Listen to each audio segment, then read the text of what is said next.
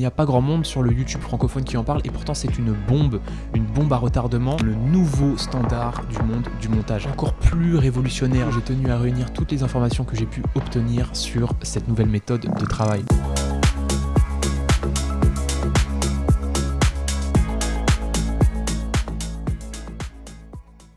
Premiere Pro est capable de faire deux types de travail liés à l'IA et au texte. Une classique que vous connaissez déjà, le sous-titrage automatique introduit en 2021 par Adobe avec la version 15.4, le speech to text. Donc le logiciel traduit toute votre séquence audio et place des sous-titres à chaque fois qu'il reconnaît une phrase ou un mot. Mais le type de travail dont on est là pour parler aujourd'hui, c'est le deuxième, encore plus révolutionnaire, le text-based editing. En français, le montage basé sur le texte. Ouais, ça pète moins, ça pète moins.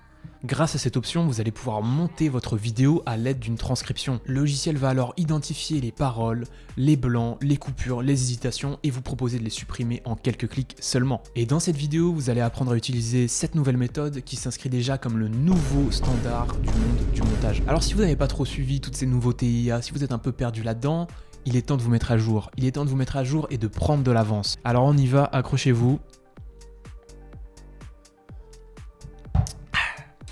C'est parti, on va ouvrir Premiere Pro et on va s'intéresser directement, avant même de créer un projet, à l'option de transcription automatique qui nous est proposée en amont de la création d'un projet. La transcription automatique, c'est quoi? Le logiciel nous propose d'analyser tous les médias qu'on va importer dans notre projet pour en créer une transcription, c'est-à-dire un fichier textuel, une analyse de l'audio de ce qui est dit dans vos vidéos, dans vos fichiers audio, et qui va nous intéresser dans cette vidéo. En activant la transcription automatique, toutes les vidéos que vous avez importées dans votre projet en amont de sa création seront analysées et une transcription sera créée. On peut parcourir rapidement les options qui nous sont proposées. Il y a différentes langues qui nous sont proposées. On peut séparer les intervenants si dans nos vidéos il y a des intervenants différents. Et ici, on peut choisir si on veut que ce soit uniquement les vidéos importées dans notre séquence qui soient analysées ou tous les clips qui sont importés dans notre projet. En ce qui me concerne, je vais la désactiver parce que j'ai envie de vous montrer qu'on peut faire la même chose plus tard dans le logiciel d'une autre manière. Mais si vous avez envie de le faire, vous pouvez tout à fait le faire maintenant. Donc j'ai ouvert mon projet en sélectionnant un média. Je vais de suite me rendre dans Édition,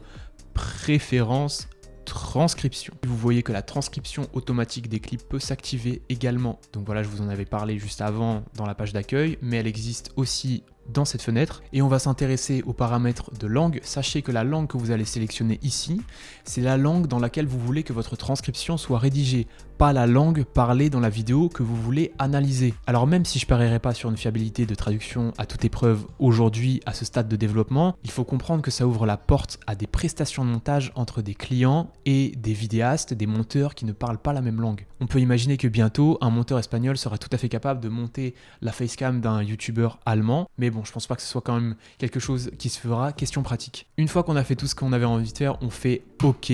J'ai pas encore fait de transcription, vous allez voir qu'on peut le faire encore d'une autre manière. On prend son temps pour explorer toutes les manières qu'on a de le faire. Et pour la première fois de ma vie, je vais vous conseiller de changer d'espace de travail. On va dans Fenêtre, Espace de travail et on va jusque Montage basé sur le texte. Je trouve que l'interface proposée par Adobe sur cette nouvelle méthode de travail est agréable, elle est fluide, elle est pertinente. Et donc qu'est-ce que cet espace de travail apporte? Il apporte cette fenêtre texte dans lequel tout va se passer. Et on va clarifier quelque chose d'entrée de jeu, c'est l'utilité de ces deux petits boutons en bas du panneau texte, dont je ne vois l'explication de l'utilité nulle part, tant j'ai l'impression que personne n'a rien compris à la pertinence de ces deux options. En fait, ces deux boutons correspondent aux deux types de transcription qu'on peut créer. Le premier type de transcription, c'est la transcription d'une vidéo de notre timeline, de notre séquence, appelée transcription du moniteur du programme, c'est-à-dire que je vais faire la transcription d'une vidéo qui est déjà importée dans ma séquence, qui est déjà déposée sur ma timeline. Pour moi, c'est la plus utile, c'est la plus pertinente, celle qu'on va présenter dans cette vidéo et d'ailleurs c'est celle que je vous recommanderais d'utiliser en règle générale. L'intérêt, c'est que vous avez votre rush au complet et que vous allez pouvoir supprimer petit à petit les bouts qui ne vous intéressent pas. Vous allez comprendre tout de suite. Le deuxième type de transcription, c'est la transcription d'une vidéo du moniteur. Donc d'une vidéo qui n'est pas dans votre timeline, qui n'est pas dans votre séquence, mais qui est dans votre projet, qui est importée dans votre chutier. Donc l'intérêt de faire une transcription du moniteur source, c'est de pouvoir sélectionner des petits bouts qui m'intéressent m'intéressent et de pouvoir les envoyer, de pouvoir les exporter directement dans ma timeline. Donc je résume parce que c'est compliqué, il y a beaucoup de mots différents qui sont très peu imagés. La transcription du moniteur du programme. On sélectionne ce qu'on veut supprimer avec un clip déjà présent dans notre timeline. Et la transcription du moniteur source, on sélectionne ce qu'on veut garder depuis un clip qui n'est pas présent dans notre timeline. Pour que ce soit plus visuel pour vous, regardez ici j'ai une vidéo qui est dans mon chutier. Je peux double-cliquer dessus, elle va apparaître dans mon moniteur. Je peux donc choisir de transcrire la source, de transcrire la vidéo qui est dans mon chutier, dans mon moniteur source. Mais je peux choisir aussi de prendre cette vidéo et de l'importer dans ma séquence et d'en faire une transcription alors qu'elle est dans ma séquence. À ce moment-là, j'aurai une transcription du moniteur du programme. Ça va, ça fume pas trop là-haut? Donc je choisis de faire une transcription du moniteur du programme, j'ai ma vidéo dans ma timeline et je clique sur transcrire. Le processus de transcription est plus ou moins long selon la longueur de la vidéo que vous lui donnez à analyser et selon la puissance de votre ordinateur, car sachez que le calcul se fait depuis votre ordinateur et non pas depuis un cloud. Et si vous vous êtes trompé, si vous réalisez à la fin du calcul de transcription qu'il vous a fait la transcription en espagnol, et bah bizarrement j'ai trouvé que c'était assez compliqué de supprimer une transcription qu'on avait créée.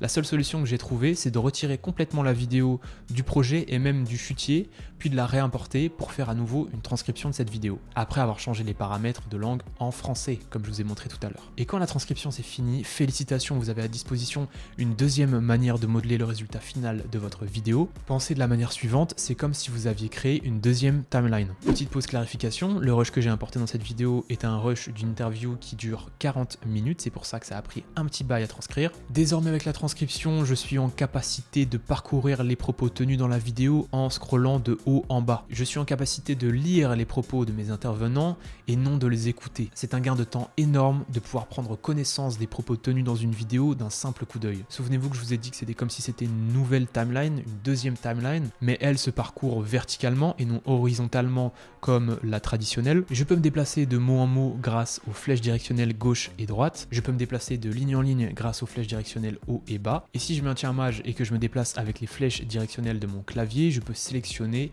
la quantité de mots que je souhaite. Et comme vous pouvez le voir, la transcription est très flexible. Elle s'adapte aux changements que j'effectue sur ma timeline classique. Je peux raccourcir, réétendre la vidéo, l'allonger. La transcription sera toujours fidèle à la vidéo et les timings seront mis à jour. La transcription et la vidéo sont synchronisées. Pour mieux visualiser, voici un exemple. Imaginons que je cherche des phrases choc pour introduire un documentaire pour donner cet effet dramatique qui immerge dans la vidéo. À l'origine, j'étais quelqu'un de très maigre, mais vraiment très maigre. Je pesais pour 1,75, je faisais 53 kg.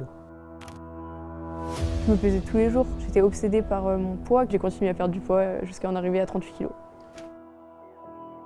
Et bien avant, il fallait visionner toutes ces vidéos, tous ces rushs pour espérer trouver un passage intéressant. Le rush qui est déposé sur ma timeline que vous voyez à l'écran dure 40 minutes. Combien de temps vous pensez que ça va me prendre de tout écouter, de tout regarder, de mettre des passages qui m'intéressent de côté, de les trier pour ne garder que le meilleur à la fin? Longtemps, très longtemps, croyez-moi sur parole, j'ai réalisé un documentaire dernièrement, Salvation, à l'aide notamment de ce rush, mais aussi d'un autre rush d'interview qui durait aussi à peu près 40 minutes. C'est un documentaire sur la musculation et le rapport au corps. Et croyez-moi que j'aurais bien aimé connaître cet outil à ce moment-là. La transcription me permet donc de naviguer dans ma timeline de transcription jusqu'à ce que je trouve une phrase qui m'intéresse. Quand je la trouve, j'arrête de scroll, je mets mon curseur au-dessus, je clique dessus, et comme vous pouvez le voir quand je clique dessus, le curseur dans la timeline vidéo se déplace également. Il s'est déplacé là où mon personnage dit le mot en question. Je vais pouvoir visionner le passage de cette phrase, de ce mot, et savoir si l'intonation, si le ton me convient. Et attendez, parce qu'on peut faire encore mieux, encore plus rapide, encore plus efficace. On peut chercher un mot, on peut chercher une thématique.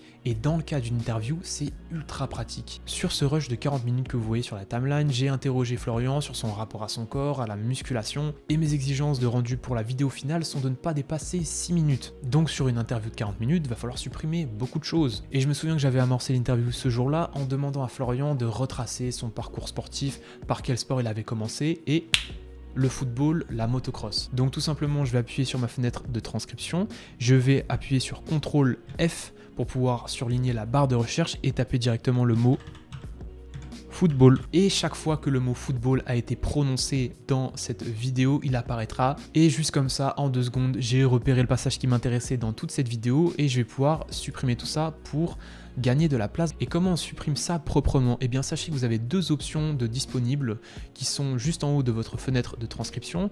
Vous avez prélever et vous avez extraire. Et quand on les survole, on peut non seulement cliquer sur le bouton donc pour effectuer l'action, mais aussi on peut voir le raccourci qui est associé. Donc comme vous le savez, ce type de transcription, c'est une méthode qui est encore en cours de développement, donc il y a pas mal de bugs, ça peut arriver, notamment dans les raccourcis. Il y a des conflits entre les raccourcis qui sont attribués à la version de certains utilisateurs sur Windows. Donc si vous appuyez sur les touches qui sont associées pour vous, eh bien c'est possible que ça ne marche tout simplement pas. À ce moment-là, rendez-vous dans édition raccourci clavier et vous avez juste à taper dans la barre de recherche extraire et à binder une nouvelle touche, et n'oubliez pas de faire la même pour prélever. Moi dans mon cas, comme par magie, le bouton supprimer il fait le taf du bouton extraire. Donc c'est assez mystérieux. Si je sais où je vais dans mon montage, je peux directement utiliser le bouton extraire pour supprimer et raccorder le passage en question. Si je suis dans un processus de déblayage de mon rush, n'hésitez pas à utiliser seulement l'action prélever pour laisser des trous, pour laisser des blancs. Et quand vous allez reculer sur votre timeline après avoir fait un peu de déblayage, vous allez voir la quantité que vous avez supprimée sur votre vidéo. Et si vous décidez effectivement de partir sur l'option prélever, sachez que vous pouvez supprimer tous les espaces vides entre vos clips avec une seule touche. Cette touche, c'est supprimer les espaces vides. Donc dans édition raccourci clavier, je tape supprimer les espaces vides et il est ici, je le bind et vous allez voir c'est une touche magique. Et pour les gros malades des shortcuts, je vous mets le lien de la page Adobe qui concerne la nouveauté de la transcription. Vous aurez ici tous les raccourcis clavier qui concernent cette méthode de transcription. Et pour les pauses alors, les hésitations, je vous en parlais tout à l'heure. Parfois quand des gens parlent dans une vidéo, il y a des pauses, des moments de blanc. Et bien sachez que la transcription peut les repérer aussi. Grâce à cette option en bas de la fenêtre texte transcription, vous allez pouvoir survoler les pauses pour voir combien de temps elles durent dans votre vidéo.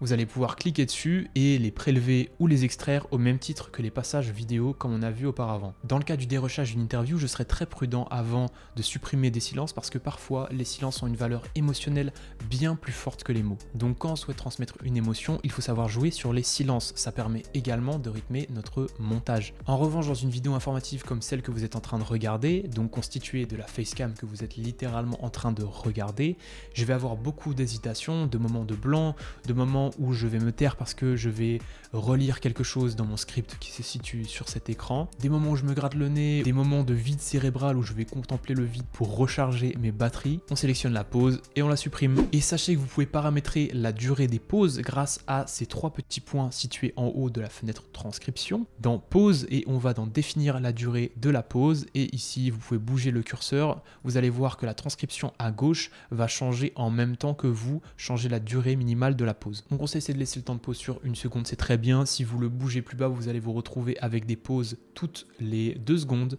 et ça va un peu brouiller votre lecture de la transcription. Et quand vous avez fini votre montage, quand vous êtes satisfait de ce que vous avez fait, vous pouvez créer des sous-titres directement à partir de la transcription de montage. Voilà, on a fait le tour du sujet, mais je tenais quand même à vous dire avant de finir cette vidéo que je vous conseille d'être prudent dans vos achats de plugins qui sont relatifs à l'IA, surtout dans les mois qui vont venir. Il y avait déjà sur le marché, avant que cette bombe d'IA n'explose, des plugins payants comme AutoCut qui permettaient de faire à peu près ce qu'on est en train de faire aujourd'hui via la transcription. L'avantage d'AutoCut, pour n'en citer qu'un, c'est qu'on pouvait supprimer toutes les pauses en un seul coup et avoir directement notre montage découpé automatiquement. Ce que vous devez comprendre, c'est que Adobe est obligé à l'heure actuelle d'avancer très vite dans le sens des IA et même de proposer des nouveautés avant-gardistes dans ce domaine. Pourquoi ? Parce que Adobe est le pionnier des structures qui proposent des logiciels créatifs, un panel de logiciels créatifs sur Internet. Et quand on est le numéro uno, on doit pouvoir répondre aux standards de montage et même proposer des nouveautés avant-gardistes. Parce que si Adobe ne le fait pas, c'est DaVinci qui le fera ou un autre logiciel qui viendra se placer en tant que pionnier dans ce domaine-là pour les mois, les années à venir. Donc mon conseil pour le moment, c'est de ne pas investir dans un plugin payant qui vous permet de faire des actions de cut, des actions de transcription. Donc surtout si vous avez la licence Adobe payante. Vous avez la licence Adobe payante? Ah non, moi je peux pas vous laisser regarder la vidéo. Hein. Si vous avez Adobe Premiere Pro craqué ou un autre logiciel Adobe craqué, vous quittez la vidéo. Non mais ça va pas ou quoi? Moi je serais pas du tout étonné que dans 2 mois, Premiere Pro propose de supprimer toutes les pauses dans votre transcription d'un seul clic. Donc si vous décidez d'acheter une licence à vie AutoCut à 250 boules, ça va vous peler les fesses. Le marché est en train de bouger fortement, il y a des logiciels qui apparaissent de nulle part et qui proposent des trucs bien malins avec l'IA, avec les nouvelles techniques. Il y a des logiciels comme Descript qui proposent de créer à partir de votre voix une IA et à partir de ça de lui faire dire ce que vous voulez en rentrant un texte. D'ailleurs ça aurait fait un bon twist à cette vidéo si d'ailleurs je vous révélais qu'à la fin ce n'était pas moi qui parlais mais une IA robotisée.